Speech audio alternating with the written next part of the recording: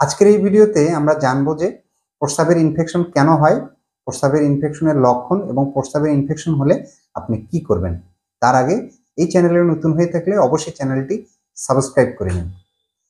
আমাদের শরীর থেকে বর্জ্য এবং অতিরিক্ত পানি প্রস্রাব হিসেবে বেরিয়ে যায়।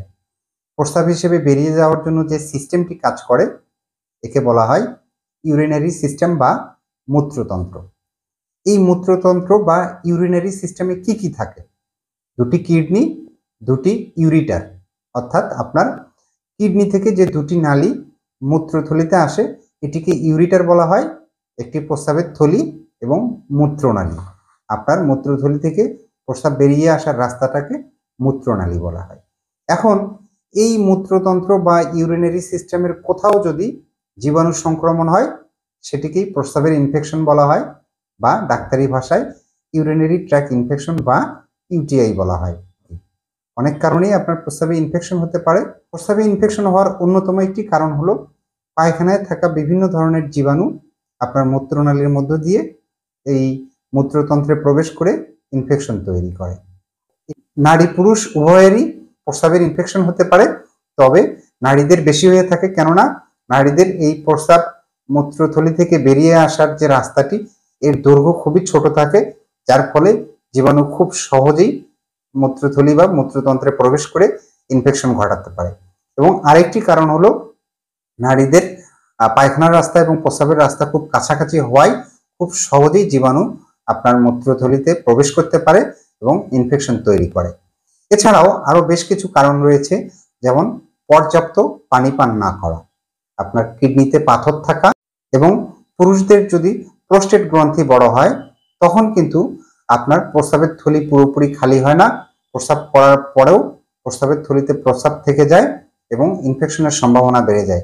শিশুদের কোষ্ঠকাঠিন্যর কারণে আপনার প্রস্রাবে ইনফেকশন হওয়ার সম্ভাবনা অনেক বেড়ে যায়।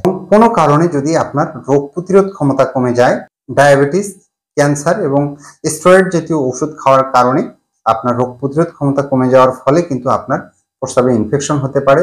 এছাড়াও গর্ভকালীন সময়ে রোগ প্রতিরোধ ক্ষমতা কমে যায়, যার ফলে প্রস্রাবের ইনফেকশন হওয়ার সম্ভাবনাও অনেক বেড়ে যায়।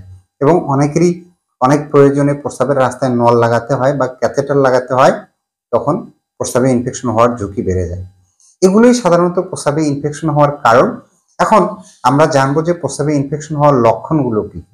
প্রস্রাবের ইনফেকশন হওয়ার লক্ষণগুলোর মধ্যে রয়েছে প্রস্রাবের যে কোনো ধরনের পরিবর্তন, আপনার ঘন ঘন প্রস্রাব হওয়া, স্বাভাবিকের চেয়ে বেশি প্রস্রাব হওয়া, আপনার প্রস্রাব করার সময় ব্যথা বা জ্বালা পোড়া অনুভব হওয়া, প্রস্রাবের সঙ্গে রক্ত যাওয়া এবং অস্বাভাবিক গন্ধযুক্ত এবং ঘোলাটে প্রস্রাব হওয়া, হঠাৎ প্রস্রাবের বেগ হওয়া এবং প্রস্রাবের বেগ হলে প্রস্রাব আটকে রাখতে কষ্ট হওয়া, তলপেটে ব্যথা, জ্বর আসা কিংবা গরম লাগা এবং শরীরে কাঁপুনি অনুভব করা এবং প্রস্রাব করে জামা কাপড় নষ্ট করা, এগুলোই সাধারণত প্রস্রাবে ইনফেকশনের লক্ষণ। তবে বয়স ভেদে আরো অনেকের ক্ষেত্রে আরো অন্যান্য লক্ষণ দেখা দিতে পারে। অনেকেরই বমি বমি ভাব হয় বা বমি হয়, এগুলো হচ্ছে প্রস্রাবের ইনফেকশনের লক্ষণ।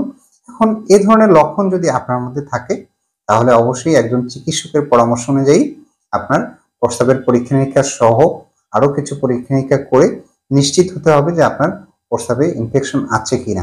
যদি প্রস্রাবে ইনফেকশন থাকে তাহলে অ্যান্টিবায়োটিকের মাধ্যমে নির্দিষ্ট সময় পর্যন্ত কোর্স কমপ্লিট করে আপনি প্রস্রাবের ইনফেকশন দূর করতে পারেন। তাহলে এ ধরনের সমস্যা দেখা দিলে দ্রুত চিকিৎসকের পরামর্শ নিন এবং ভিডিওটি ভালো লাগলে লাইক, কমেন্ট, শেয়ার দিয়ে পাশে থাকবেন এবং এই চ্যানেলে নতুন হয়ে থাকলে চ্যানেলটি সাবস্ক্রাইব করবেন। ধন্যবাদ সবাইকে।